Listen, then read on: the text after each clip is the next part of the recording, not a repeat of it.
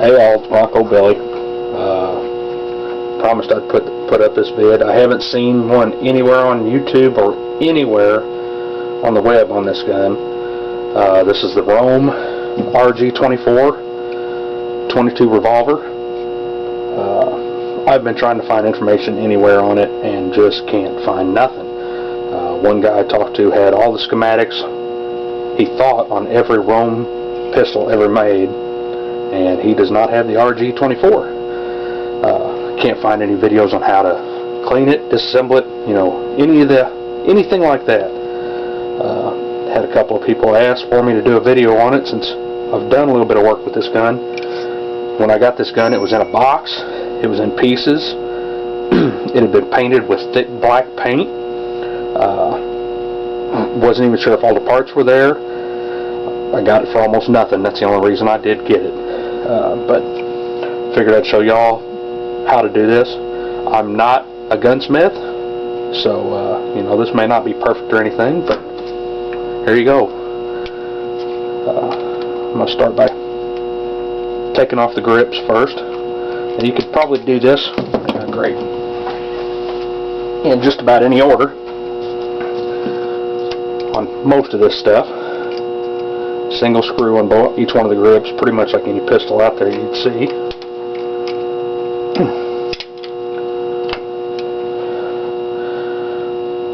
To remove the drum here, there's a screw right up in the front. Just comes right out. There's not a whole lot to this gun, really. I just basically sat down for took me about 15 or 20 minutes to sit down with it and play around with it. It just pulls right out. That same screw right here also holds in the trigger guard. You got to watch when you put the trigger guard back in. I'll show that when I put it in. There is a spring on here that has to go a certain way. The hammer has one screw in it right here on the side.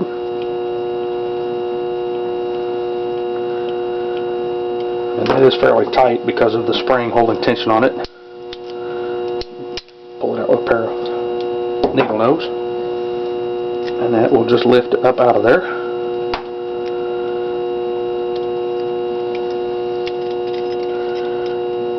Spring, and then the trigger assembly here, one screw also.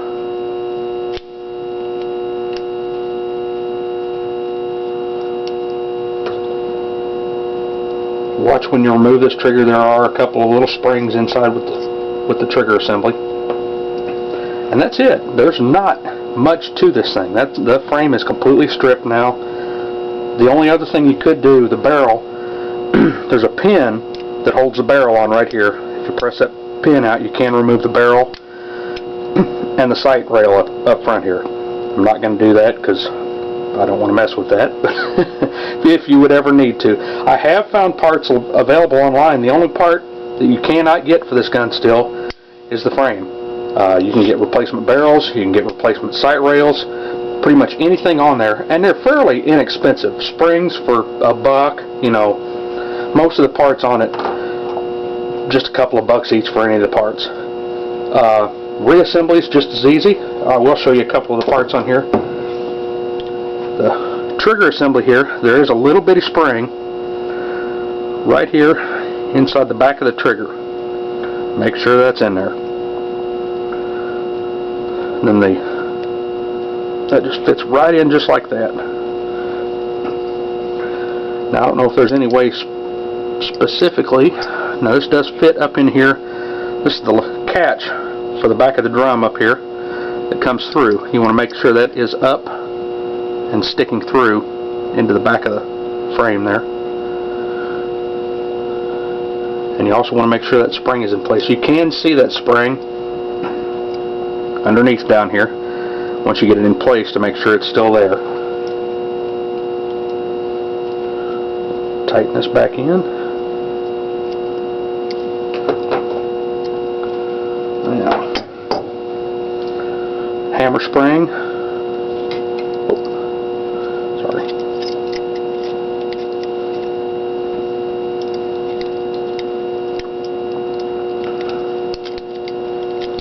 I just basically sat down with this gun for a little bit, and it took me a few minutes to figure it all out, but within 30 minutes time I was able to get it all back together. Now, to get the hammer in is a little bit of a trick.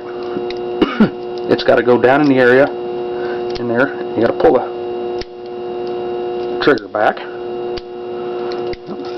I've got that placed wrong. Like I said, I'm still learning with this. It's the first gun I've really ever torn down like this, and that was because that's the way it started out for me with. But I'm hoping this will help some people out there. If anybody's got one of these guns, they might be able to get it back together.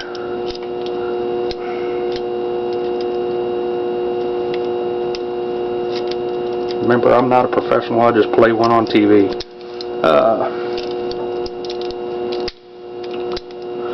There we go. Get the hammer in place. And you got to make sure that the rod for the hammer does go back. It's kind of a pain in the butt to get this in there lined up. Now, lining up the hole for the hammer there is a bit of a pain in the butt, but I get the screw in there and then move it around a little bit, and then I can usually get that started.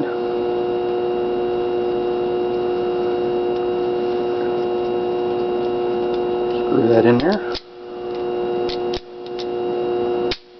Alright. The trigger guard, when you put this in here, trigger guard's got a spring on the front of it, and that is to keep the drum rotator in place down here. And you know what? I may be saying some of these words wrong. If I am, oh well, I don't care. Make sure that that spring is in this down position. It'll be pushed down just like that. The trigger guard just slips in back there, and you can push it up into place. And the drum here slips right into the side here. You line the hole up, and a big screw in the front, and that holds the drum and the trigger guard in place. Tighten that down. There we go.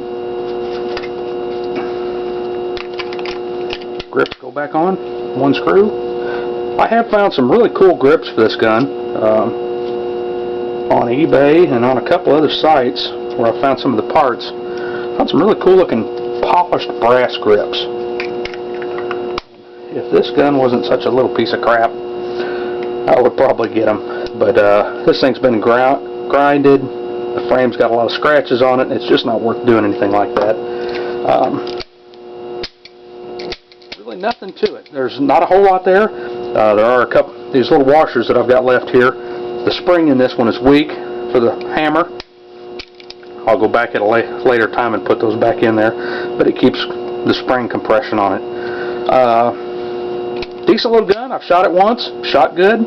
After I made the adjustments to the spring, seems fairly accurate. I'm hoping my daughters do real good with this gun.